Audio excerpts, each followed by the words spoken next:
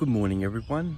Today we are here at the Mount Gravatt Cemetery where we will visit the grave of Edward Baldock, who was brutally murdered by a woman so consumed by her delusions of vampirism and the occult. So let's take a walk to Edward's grave and I will tell you the story on how he became the victim of the Lesbian Vampire Killer.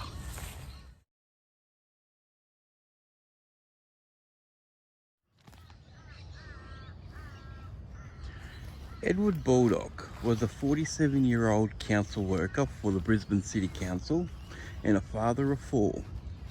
He was known by his friends and family as a hard-working man, a kind-hearted and gentle man who loved his kids and spent most of his days working to provide for his family.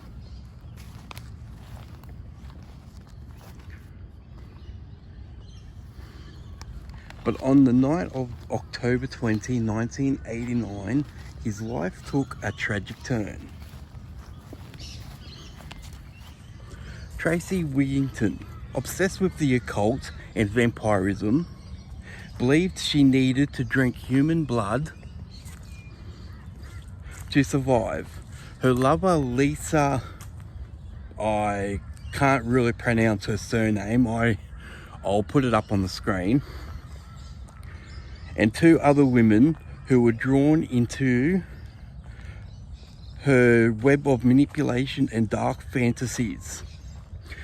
Together, they planned to kill a stranger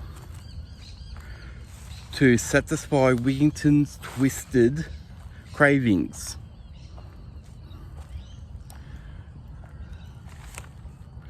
An act that would ultimately make Edward Baldock an innocent target.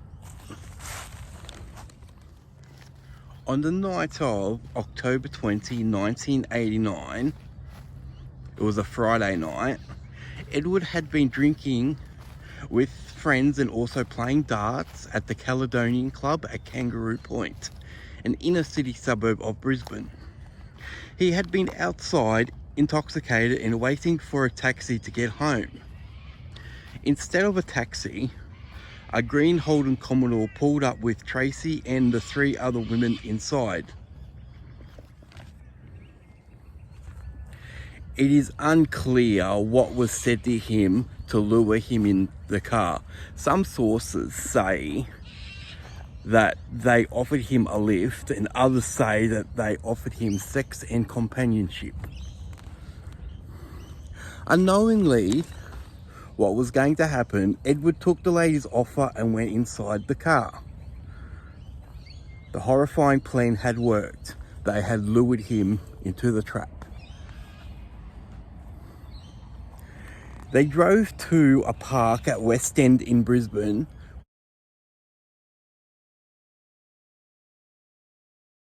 which isn't far from where he was at the club at Kangaroo Point. Probably about 5 minutes away. 5-10 minute drive away, I believe.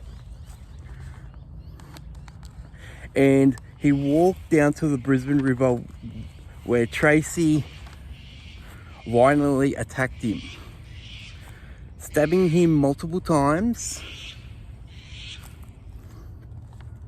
and eventually drinking his blood from one of the wounds once Edward had passed away. The women left Edward's naked, lifeless body by the riverbank and went back to Tracey's flat at Enoggera, a suburb in northern Brisbane.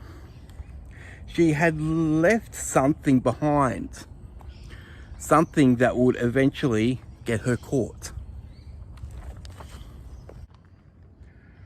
Tracey had left her Commonwealth Bank key card behind. She went back down to the river to find it, but she failed to do so. The next morning, a jogger found his body on the river and police quickly identified the attacker with thanks to a key card bearing Tracey's name left in one of his shoes. Tracey Wigginton pleaded guilty and was sentenced to life in prison. I did this life as she was eventually released on parole, permanent parole, in 2012.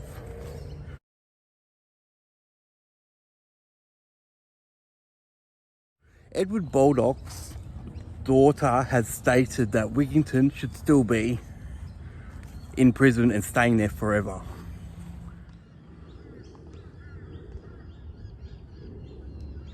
We are about to arrive at Edward's grave.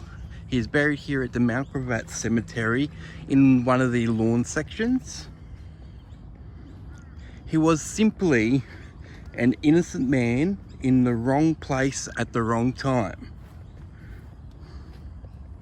He was a father, a friend, a hard-working member of society whose life was cut short in the most horrific way imaginable.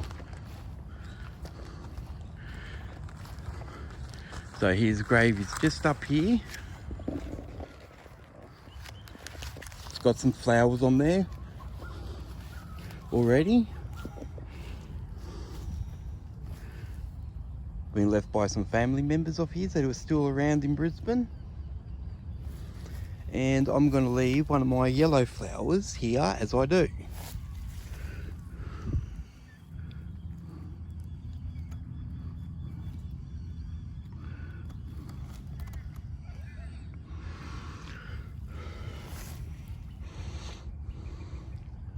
When I came, the flower vase was knocked over. It probably would have been from wind or something, so I fixed it back up.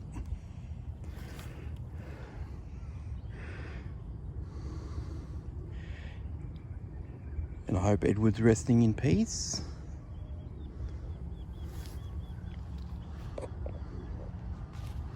Thank you for watching. I hope you enjoyed this video about Edward Baldock. If you enjoyed this video, don't hesitate to drop a like on it. Also, comment below. And if you haven't done so already, don't hesitate to subscribe to my channel if you want to see some more of these types of stories. Thank you, and I hope you have a lovely day today.